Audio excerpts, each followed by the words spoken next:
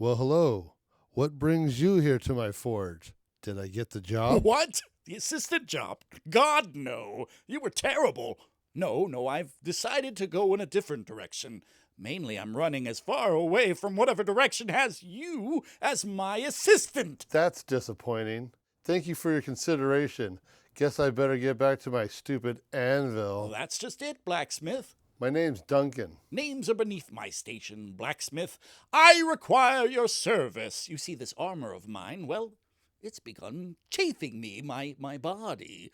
And it makes no sense. I've worn this armor for years, and I never had this problem before I came to this wretched hovel. I'm afraid little can be done. The cause is the local climate. In this humidity, one's body will chafe while wearing metal. But I can let you in a little secret. I've been dabbling in leather work of late. Sure beats blacksmithing. Blacksmithing is the worst. You wouldn't be interested in some nice, breathable leather armor, would you? Leather? Well, I'd never considered it, but it would match nicely with my beautiful boots. Yes! Craft me your finest leather, blacksmith. It's Duncan. Who gives a shit?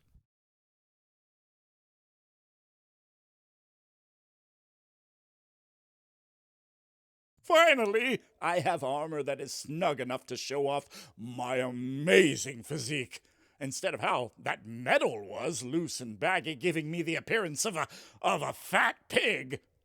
Marvel at how form-fitting and functional it is when ouch, too tight around the love handles. Well, it will look amazing as long as I don't move like that, simple enough. The craftsmanship is unbelievable. Truly spectacular work. That man is an artist, and I've asked him to melt down my halberd. I couldn't stand to look at it another moment. All it does is remind me of my dearly departed faithful manservant, Rochester. Your beloved halberd melted down? Yes, and with it we shall forge a new legendary weapon, one that with every mighty swing of its welder will live on in history. An unbreakable weapon whose whooshes and swooshes could turn the tide of battle. What kind of weapon? I don't know. I told the blacksmith to surprise me. That's smart. Not a problem, sir. I'll go ask him. Don't ask him to spoil the moment. Once the work is done, I will stand as so and close my eyes, and when I open them, I will be brimming with such delight.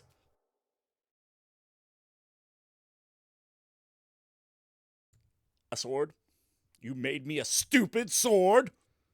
A legendary blade, my lord. One to fit your might. The swords are so overplayed. What do you take me for? Some common, basic... I don't know. Do you believe me to be a basic bitch? Dungeon Rats. Dungeon Rats. Dungeon Rats. Dungeon Rats. Dungeon Rats. Dungeon Rats. Dungeon Rats.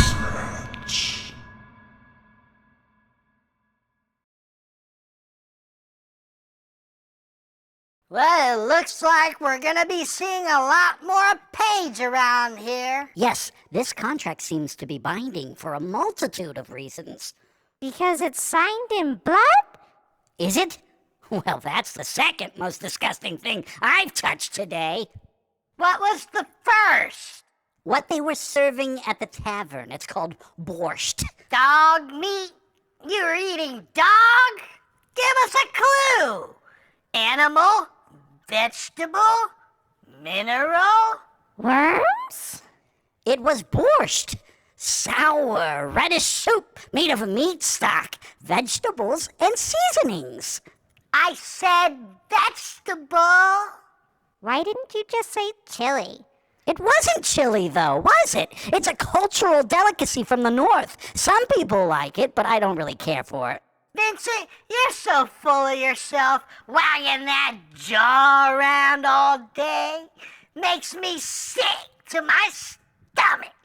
Yeah, if you're so smart, why couldn't you even tell us what the chili was called? It's called, you know what?